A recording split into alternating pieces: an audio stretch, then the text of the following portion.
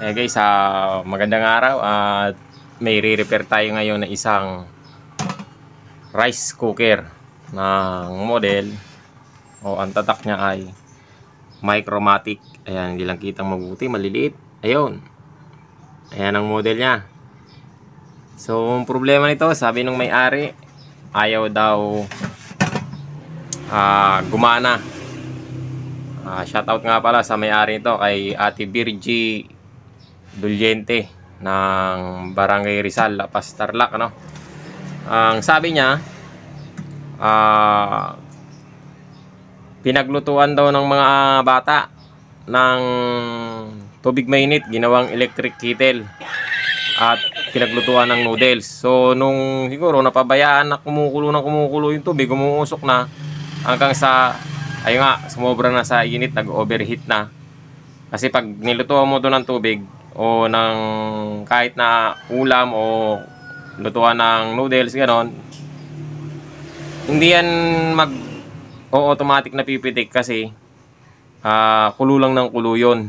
Hindi naman siya kagaya ng kanin, kaya nga ito kasi pang rice cooker, pang kanin lang. So ang ginawa ay nilutuan na ang tubig mainit saka noodles. So masisira talaga pag ganyan ang ginawa sa rice cooker, no? Kasi ito, kaya nga sinadyang rice cooker, pang kanin lang talaga. Ulit-ulit So, na naman yun ang bawal na bawal sa rice cooker, ano? Paglutuan ng kung ano-ano. So nawalan daw siya ng power. So saksak natin, i-direct na natin siya isaksak. Testingin natin. So ayan.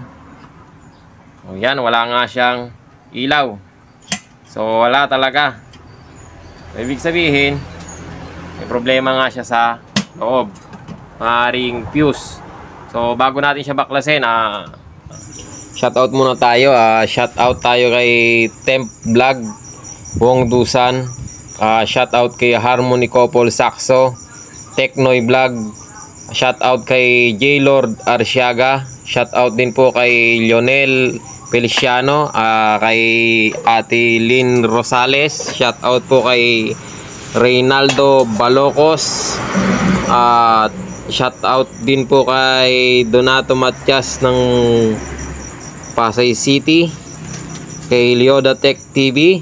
Shoutout din po kay JR Kalangaray Vlog, kay Nanay JCG Genie Vibes Vlog. Shoutout po kay Bicolana Kaurangan, Poknoy Official, kay Pogings ng Davao City, kay DJ Remix, kay Lady Warrior. Ayan, sana gumaling na po si Ate Lady Warrior, dadialysis. Lumaga Vlog, shoutout po kay Kylie Mon TV, Taal Habibi Vlog, shoutout kay Edgardo Junior Dato, at kay Soktek TV, JT Rewinding. Ayan, mga kapwa nating technician.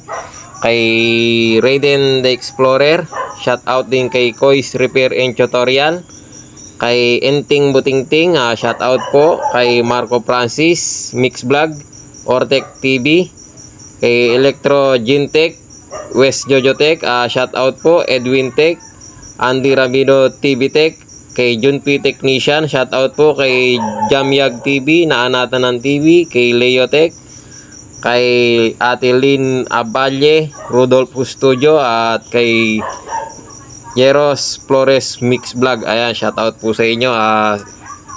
Ayan, hanggang dito na lang muna.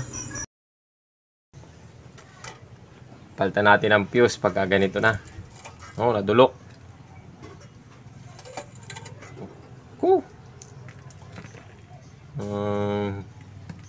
Hirap sa ganitong pag pinagsasalangan talaga ng kan, mag-overheat.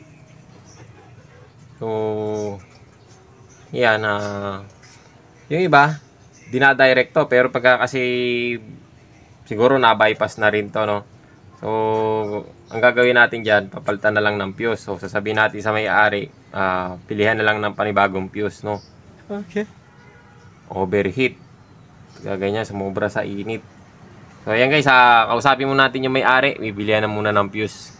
Eh guys, tutuloy na natin yung rice cooker na ginagawa natin kahapon. Nakapagpabili na ako ng pyesa, yan. At nakausap ko na yung may-ari.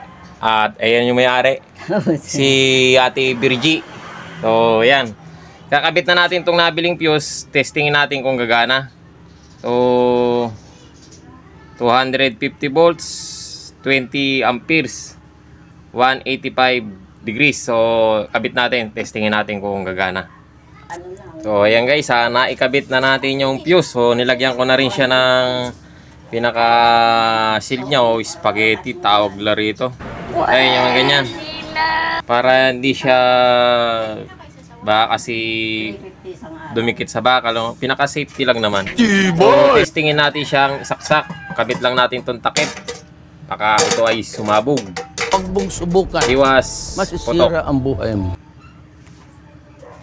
Ayan guys, naikabit na natin yung fuse. Testingin natin siya kung gagana. So ayun, nakakook na. Hindi pa man siya pinipindot, pero okay lang yan kasi kapag ginalaw natin yung automatic niya, baka magkalaw-kuloko pa. Testingin natin ngayon. Sige na, ang tagal mo eh. Kung kukulo ba siya. Naglagay na ako ng tubig. Ayan. So antayin natin kung kukulo yan. Kapag yan kumulo at hindi siya nag-warm, okay na, good na siya. So, antay lang natin. Medyo matagal-tagal. Pause muna natin yung video. Pakita ko lang sa inyo pag kumukulo na mamaya. Eh guys, kumukulo na siya. Ayan o, tignan natin. Iyon, kumukulo na. So, ibig sabihin, pwede na yan kasi hindi naman siya nag-warm. So, bubunutin na natin. Kasi hindi talaga magwa-warm yan pagka ganyan na tubig mainit, ano? Dapat. Kasi pagka yan ay nag-warm, so ibig sabihin, may problema yung rice cooker. So ayan guys, okay na. At ang pinalitan natin ay yung fuse lang naman, ano. Ito, pumutok siya. Maraming kapiraso. So ayan guys, sana nakatulong sa inyo ang video na to. At maraming salamat sa panonood.